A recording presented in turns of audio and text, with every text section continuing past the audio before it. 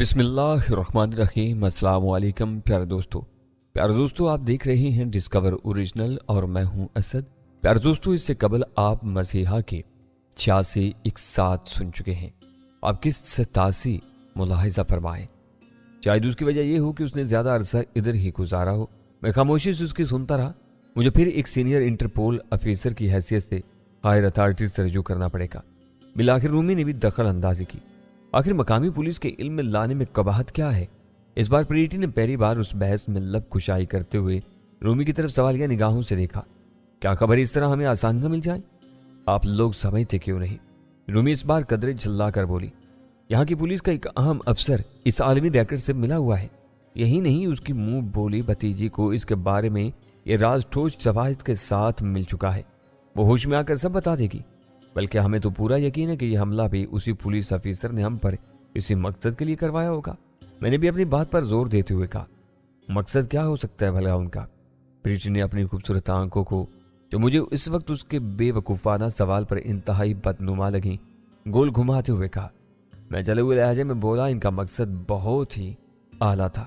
یعنی ہم تینوں کو خاموش پستول سے مروانے کے بعد شاید ہمارے جنازوں کو پھول پتیوں سے نچھاور کرانے اور باعزت دفنانے اور سارے ثبوت اور شواہد مٹ جانے کی خوشی میں اپنی کامیابی پر بھنگڑا ڈالنے کا ہو۔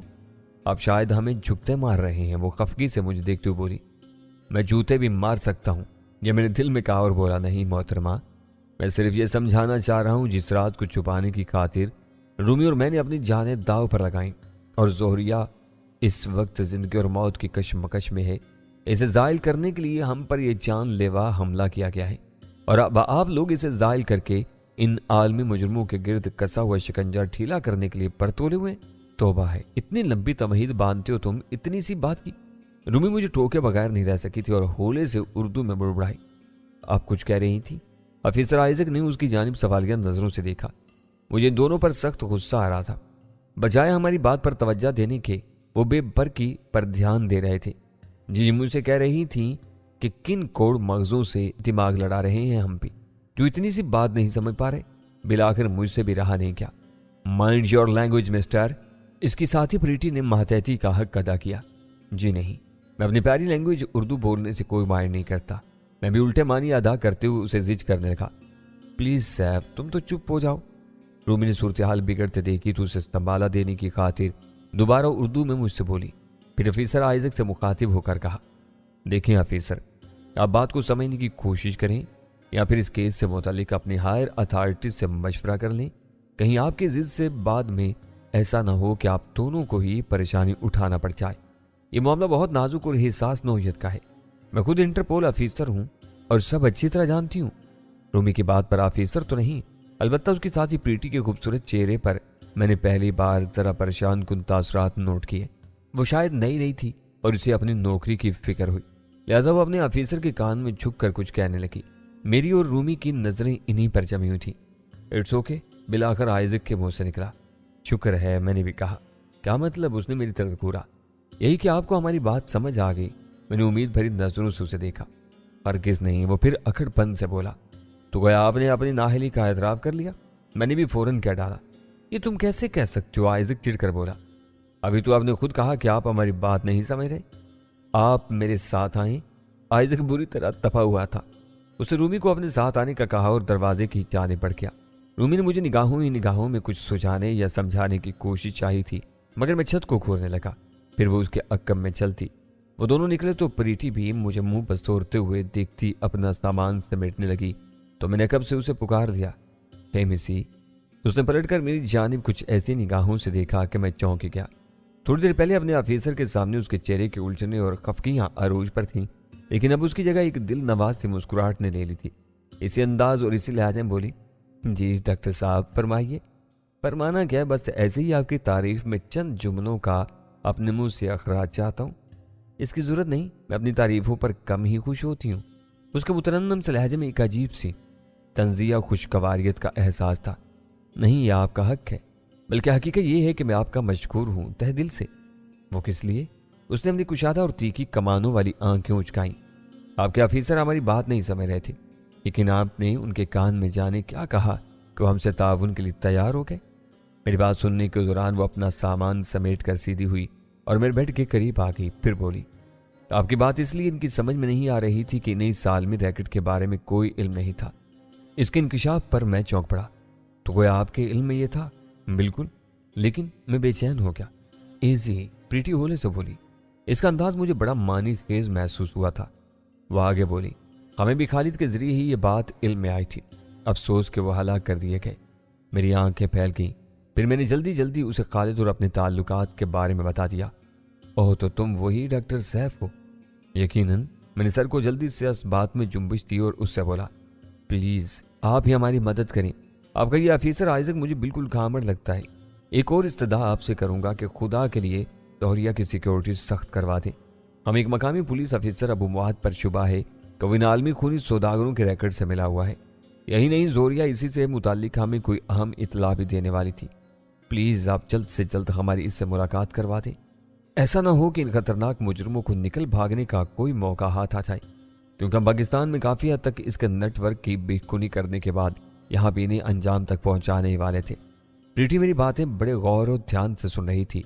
वो भी मुझे रूमी ही की तरह एक बाअज़्म और हिम्मत वाली इंटरपोल ऑफिसर महसूस हुई थी। इसकी कुशादा आंखों में सिर्फ खूबसूरती नहीं थी, बल्कि इनमें जोश भी था। उसने गहरी सांस लेते हुए अपने सर को इस्बात में जुम्बिश दी थी और मुझसे तशवीह आमेज लहजा में बोली, तुम बिल्कुल फिक्र ना करो, मैं सब देख लेती हूँ। वो जाने लगी।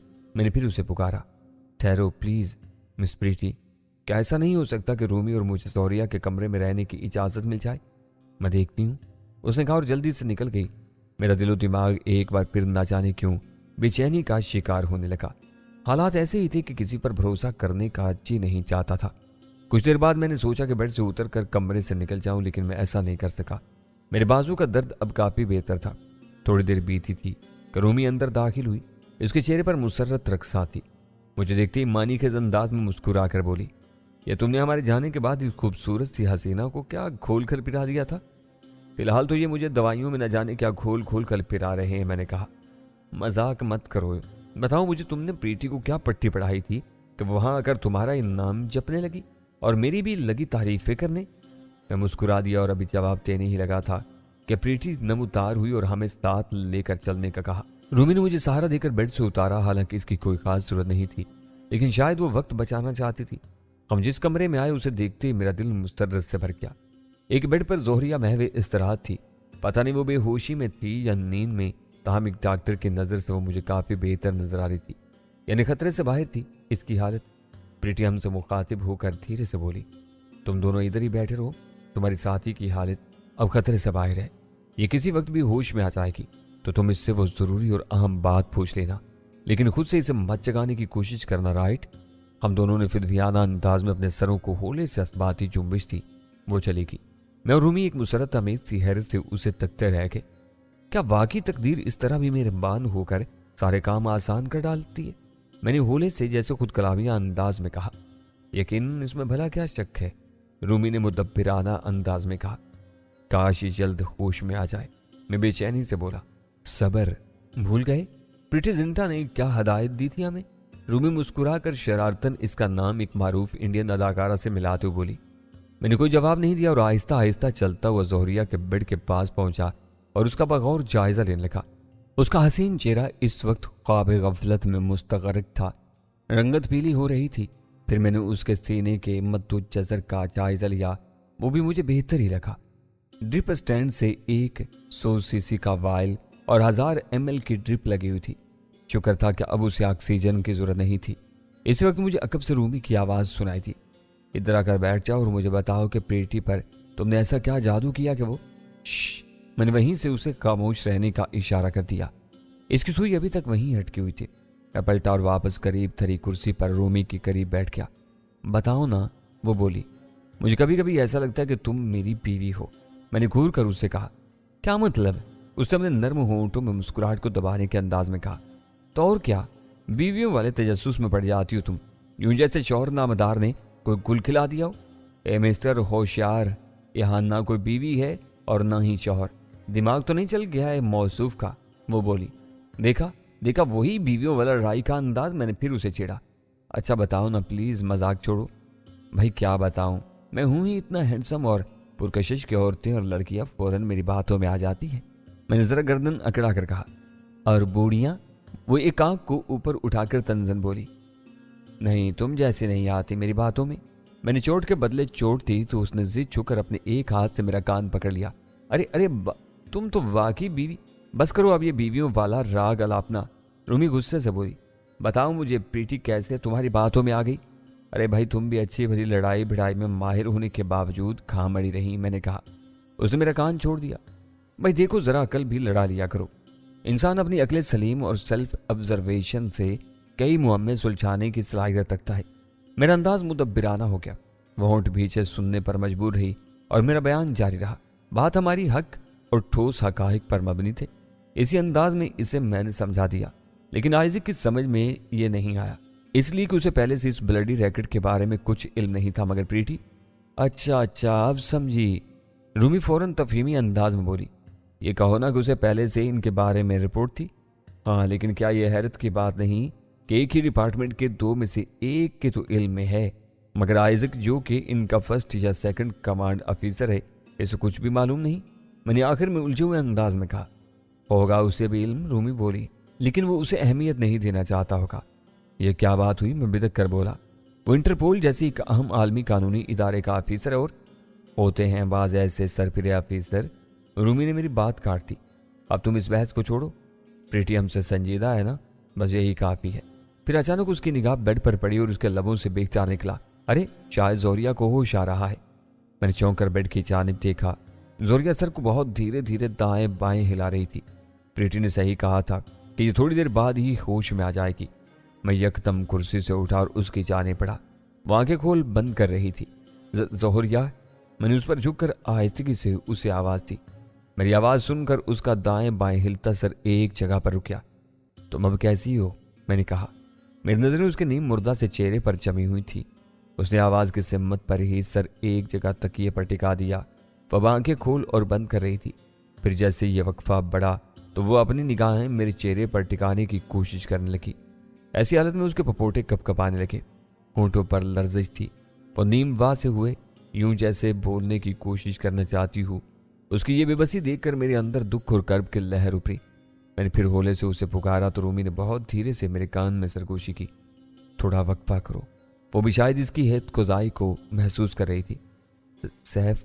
बिलाखिर जोहरिया के कपकपाते होंठों से मेरा नाम बरामद हुआ। हाँ, ये मैं हूँ सैफ, मैंने जल्दी से कहा। और ये रूमी भी, हम दोनों तुम्हारे पास मौजूद हैं। रूमी? जोरिया के लब फिर थरके। वो भी करीब हो गई। जोरिया अपनी नीम व आंखों से हमें देखने लगी। तो तुम्हारी तबीयत अब कैसी है? रूमी ने पूछा। मैं ठीक हूँ, लेकिन जोरिया ये कहते कहते रुकी। हाँ बोलो, क्या लेकिन? मैंने उसे उकसाया। वो अंकल मुआद, रमेश, अलबहर, बमुश्किल बताते हुए उसने फिर अपनी आंखें मूंद ली और सर एक जानिब डाल दिया। इसे क्या हुआ? कहीं खुदा न खास्ता? रूमी डर गई। खामोश, या नीम कानूदगी में है, बेहोश हो गई है, या शायद नींद में चली गई है। शायद ये एनेस्थीसिया के असर से पूरी तरह नहीं निकली है, मैंने कहा। मेरी बात पर रूमी को जरा तसल्ली हुई। मैं फिर भी जोहरिया की कैफियत को एक डॉक्टर की नज़र से देखता रहा। इसका तनफ्फुस दुरुस्त काम कर रहा था। चेहरे पर कमजोरी के आसार थे, ताहम वो बेहतरी की जानिब थी। मैं और रूमी दोबारा अपनी जगह पर आकर बैठ गए। हम दोनों ही बेचैन थे। हम सुनना चाहते थे कि जोहरिया हमें अबू मुआद या रमेश से मुतल्लिक वो कौन सी अहम बात बताना चाहती थी जिसके सबब हम पर कातलाना हमला भी किया गया था। उसने 3 नाम लिए थे। रूमी होले से बुड़बुड़ाई। हाँ, एक अंकल मुआद, 2 रमेश और सोम अलबहर। मैंने भी जवाब में उसी बुड़बुड़ाहट से कहा। इसका क्या मतलब हुआ? रूमी बोली। यही कि वो इन तीनों के बारे में हमें बताना चाहती है। इसका क्या मतलब हुआ? रूमी बोली। यही कि तीनों इसमें मारफा है, मैंने इत्मीनान से जवाब दिया। मैं उर्दू ग्रामर का नहीं पूछ रही हूँ, रूमी भनाई। तब फिर तुम जरूर पूछ रही होगी कि ये तीनों नाम शनासा है कि नहीं, मैंने कहा। जाहिर है शनासा ही है, वो बोली। लेकिन वो क्या बताना? दफतन रूमी को महसूस हो गया कि मैं उससे तपा रहा हूँ। वो एकदम आंखें निकाल कर बोली, तुम ऐसे हालात में भी मजाक सोचता है? मैंने कब मजाक किया? मैं अनजान बन गया। जाहिर है भाई, जोरिया हमारे सामने मौजूद है। थोड़ी देर में वो दोबारा होश में आ जाएगी तो हमें बता देगी। बिला वजह अपने दिमाग की चोले हिलाने का क्या फायदा? तुम एक नंबर के बदमाश हो, रूमी जिद छोकर बोली। वो चुप हो गई। ये अपने अपने सोचने की बात जरूर थी और मैं सोच रहा था कि अंकल मात, रमेश और अलबहर اس سے کیا مطلب نکل سکتا ہے؟ البحر وہی ساحلی علاقہ تو نہیں جہاں ہم کچھ دن پہلے بھی قدم رنجا فرما چکے ہیں؟ میں نے اس کا جملہ مکمل کر دیا۔ وہ چپ رہتے رہتے اچانک بولی تھی، تو اس سے کیا ظاہر ہوا؟ اس کا لہجہ سوالیہ تھا۔ یہی کہ انکل مات اور ڈاکٹر رمیش البحر کے ساحلی علاقے میں پکنک منانے کے لیے گئے ہوئے ہیں۔ میں مدھم لہجے میں بولا، میں تمہیں مار بیٹھوں گی۔ رومی بری طرح چڑ گئی۔ بور کر رہے ہو تم؟ آخر تبادلہ خیال کرنے میں کیا حرج ہے؟ تبادلہ خیال اس صورت میں ہوتا ہے جب اس کی صورت ہو، میں نے اسی اطمینان سے کہا۔ ابھی چند سیکنڈ میں زہریہ دوبارہ ہوش میں آ جائے گی، وہ ساری بات واضح کر دے گی۔ میں بھول جاتی ہوں کہ تم ایک ڈاکٹر ہو اور میں ایک انٹرپول جاسوس۔ زمین آسمان کا فرق ہے تمہاری اور میری سوچ میں۔ اس نے غبار نکالا۔ درست فرمایا، میں بھی باز نہیں آیا۔ ایک ڈاکٹر خیالی پلاؤ بنانے میں دماغ نہیں کھپاتا، بشرطے کہ حقیقت اس کے سامنے ہو۔ کہتے ہوئے میں نے زہریہ کے بیڈ کی جانب اشارہ کر دیا اور آگے بولا، جبکہ ایک جاسوس۔ اچھا بس، رومی نے مجھے خاموش کروا دیا۔ ذرا دیر بعد دروازہ کھلا، ہم دونوں چونکے۔ ایک عورت اور ایک مرد مخصوص یونیفارم میں اندر داخل ہوئے۔ عورت نرس تھی اور مرد ڈاکٹر لگتا تھا۔ نرس نے ہاتھ میں ٹرے تھام رکھی تھی اور ڈاکٹر کے گلے سے اسٹیتھوسکوپ چھل رہا تھا۔ رومی نے دیکھ کر جلدی سے اٹھ کھڑی ہوئی، مگر میں بیٹھا ان دونوں کی طرف غور سے تکتا رہا۔ ان دونوں نے بھی ایک نظر ہم پر ڈالی تھی اور پھر زہریہ کے بیڈ کی جانب بڑھ گئے۔ رومی بھی ان کے ساتھ بڑی تھی، جبکہ میں ہنوز اپنی کرسی پر بیٹھا ان دونوں کو گھورتا رہا۔ ڈاکٹر صاحب، یہ ابھی تھوڑی دیر پہلے ہوش میں آئی تھی، رومی نے بے چینی سے کہا۔ میں نے محسوس کیا کہ ڈاکٹر اور نرس نے قدرے چونک کر اس کی طرف دیکھا تھا۔ ان کا انداز مجھے چونکا گیا تھا۔ وجہ یہی تھی کہ پہلے ان دونوں نے رومی کی طرف کوئی خاص توجہ نہیں دی تھی، مگر جب رومی نے یہ کہا تو ان دونوں کے چہروں پر عجیب تاثرات ابھرے تھے۔ اس کیوں نے مجھے بے چین کر دیا اور بالآخر میں نے بھی اپنی جگہ چھوڑی اور ان کی جانب بڑھا۔ کچھ بات کی تھی اس نے تم سے؟ ڈاکٹر نے رومی سے اس انداز میں سوال کیا کہ مجھے ایک ڈاکٹر ہی کی حیثیت میں بالکل ہی غیر متعلقہ لگا تھا۔ ہاں، بس پہلے چند ایک جملے، رومی بولی۔ میں خاموش رہا اور ڈاکٹر کے لہجے سے کچھ اخذ کرنے کی کوشش کرتا رہا۔ کون سے جملے؟ ڈاکٹر نے پوچھا۔ نرس کی یک ٹک نگاہیں بھی رومی پر جم گئی تھی۔ وہ دونوں جیسے مریض کو دیکھنا ہی بھول گئے تھے اور اب رومی پر متوجہ تھے۔ میرے اندر کھٹک ہونے لگی، فقط یہی کہ میں کہاں ہوں؟ رومی کے بجائے میں نے جواب دیا اور دانستہ جھوٹ بولا۔ ڈاکٹر کے منہ سے نکلا، آپ دونوں اپنی جگہ پر تشریف رکھیں، نرس نے ہم دونوں سے کہا۔ رومی تو جھٹ اپنی جگہ پر جا کر براجمان ہوگی، لیکن میں وہیں کھڑا رہا۔ آپ؟ ڈاکٹر نے میری جانب سوالیہ کم اور ناگوار نظروں سے زیادہ دیکھا، یوں جیسے حکم عدولی پر اسے مجھ پر غصہ آ رہا ہو۔ جی میں نے کہا، میں بھی ایک ڈاکٹر ہوں۔ میرے لہجے میں کھڑی ہوئی سنجیدگی عود کر آئی تھی۔ میں نے ڈاکٹر یا نرس کی ناراضگی یا ناگواری کی مطلق پرواہ نہیں کی تھی۔ میں جو بو محسوس کر رہا تھا وہ دواؤں سے زیادہ کسی اور شے کی تھی۔ یہ غیر مرئی بو تھی جو صرف اندر کے احساسات کا شاخسانہ تھی۔ اچھی بات ہے، ڈاکٹر نے کہہ کر ہونٹ میچے۔ اسی دوران نرس ٹرے لیے کچھ اس انداز میں میرے قریب آئی اور پھر مجھے ذرا ایک طرف ہونے کا اشارہ دیتی ہوئی زہریہ کے سرہانے کے قریب ہوئی کہ میں اس کی اور ڈاکٹر کی کوئی حرکت ملاحظہ نہ کر سکوں۔